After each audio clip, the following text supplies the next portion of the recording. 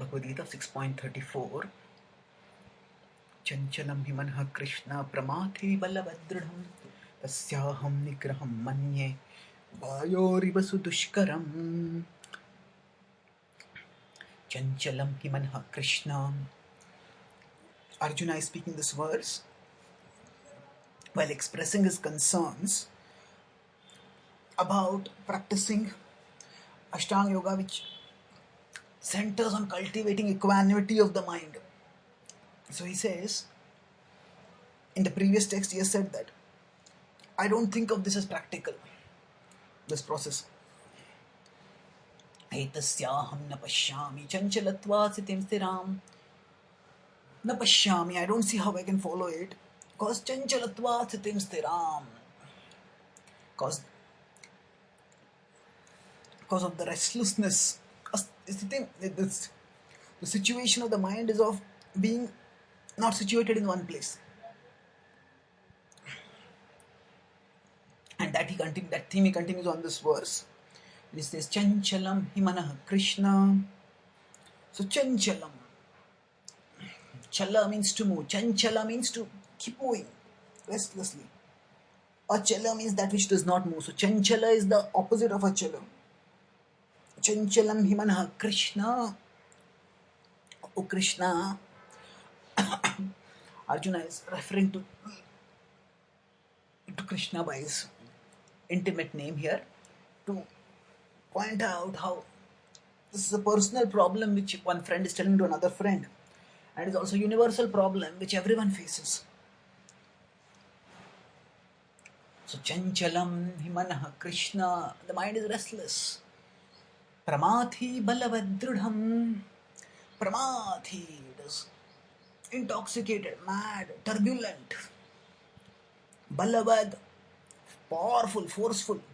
Dridham, stubborn, obstinate. Tasyaham. So, after giving these four attributes, then he says, Tasyaham nigraham manye. So, controlling such a mind, I think, Vayoriva sudushkaram. Oh Krishna, I think that it is as difficult as controlling the raging wind. Vayoriva sudushkaram.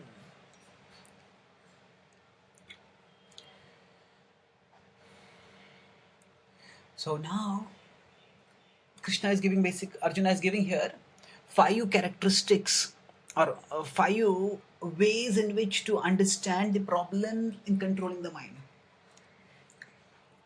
The first 4 are attributes of the mind, and the fifth is a illustration which further drives home the forceful and fearful nature of those attributes. Chanchala, restless. Now, chanchala can be a characteristic of a child also. Children, if they are left to their own means, they will just flitter from one thing to another. If they are told to study, they will not really be able to study for long. They will just want to go from this to that to this to that. So the mind flitters restlessly, not applying itself to any one thing. Now, children are restless, they are naughty, but they are not really very dangerous. But the mind is not just having a childlike restlessness, it also has further attributes which make it not just playfully restless but dangerously restless. And what are those characteristics? That's the characteristics in 34b. Pramathi. The word pramatta means intoxicated.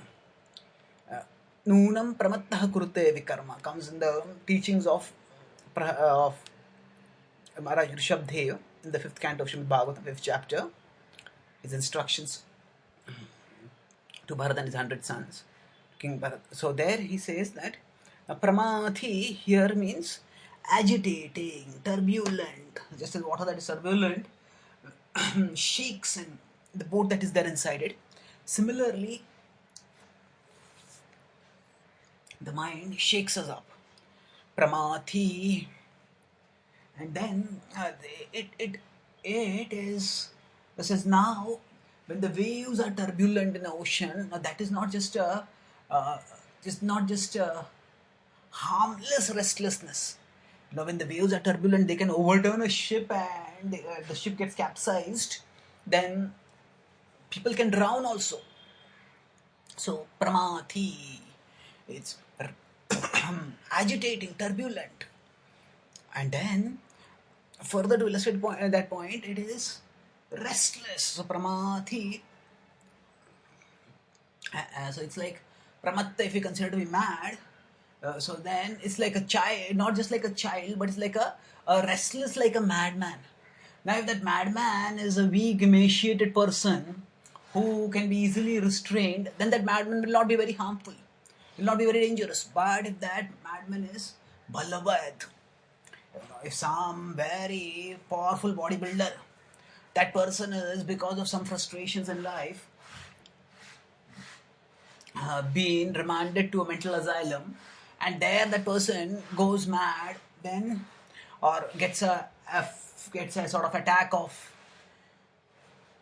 less than sane behavior, then controlling such a person will be very difficult.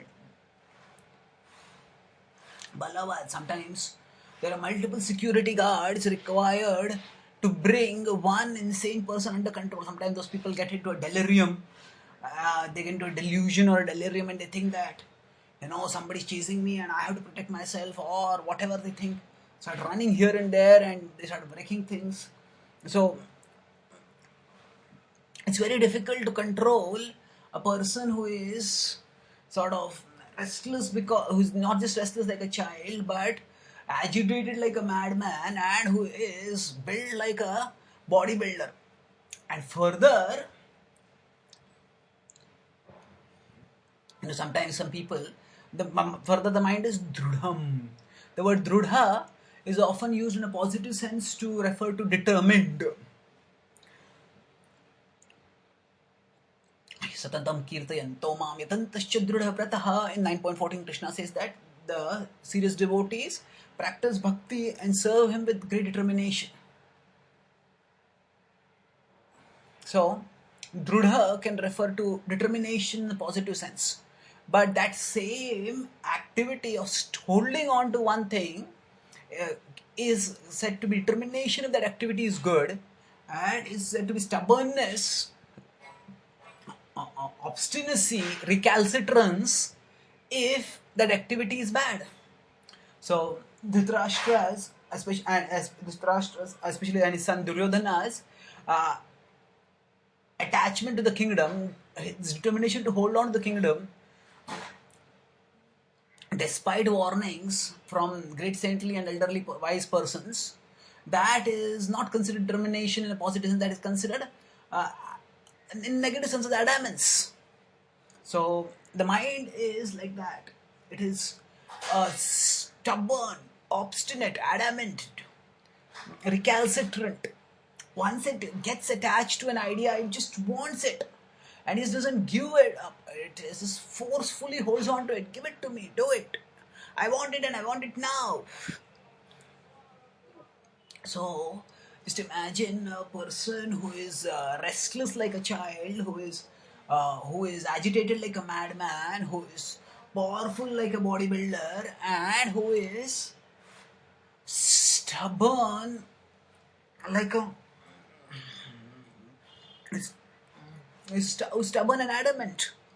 So such a person is extremely dangerous, and that's why we see the mind sometimes gets infatuated with something, and it just hooks onto it, wanting that and craving for that again and again and again, no matter what the reasons for not doing it, no matter how sound and reasonable and irrefutable the reasons for not doing that may be.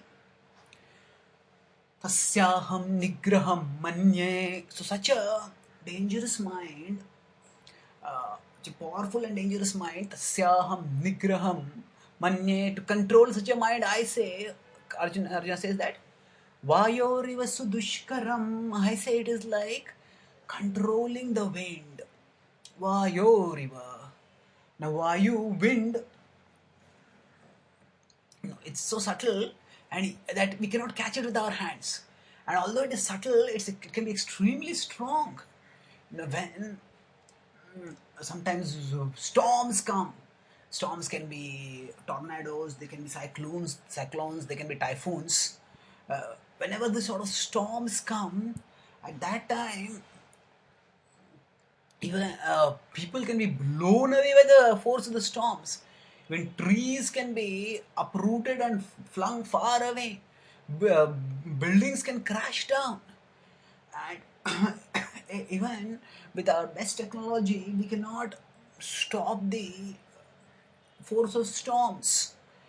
Arjuna had access to celestial weapons which could check storms. But he says that that is an extremely difficult thing to do. It's a very rare capacity that somebody has the mystical weapons by which a storm can be stopped by, say, creating a mountain or something like that. But it's not an easy thing to do. So it's a very, very difficult thing to do. And Arjuna wants to convey that it is not at all easy. And actually, Krishna is the ultimate mountain who can block the storm-like flow of the wind, of the wind-like mind, and that's why when we bring Krishna in the center of our consciousness, then the mind cannot forcibly push us here and there. And that will be discussed in the further flow of the Bhagavad Gita, especially towards the end of this chapter and in the later chapters.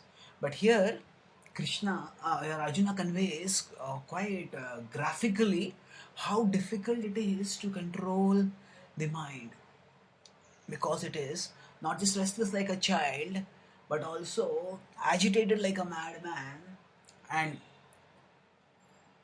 powerful like a wrestler or a bodybuilder, and as stubborn as anyone can be. Say in the Mahabharata context, as stubborn as Duryodhana, and there's such a person, and it's as difficult as uh, controlling the raging wind. And although there is no specific question that Arjuna asks, the question is implicit in the sense that that if somebody recommends something and says this is why I don't think it is practical, then although there is no question asked, the question is implicit in the sense that how can I practice it, or what can I practice if this is so impractical, and that will be answered by Krishna from the next verse onwards in two verses. Thank you.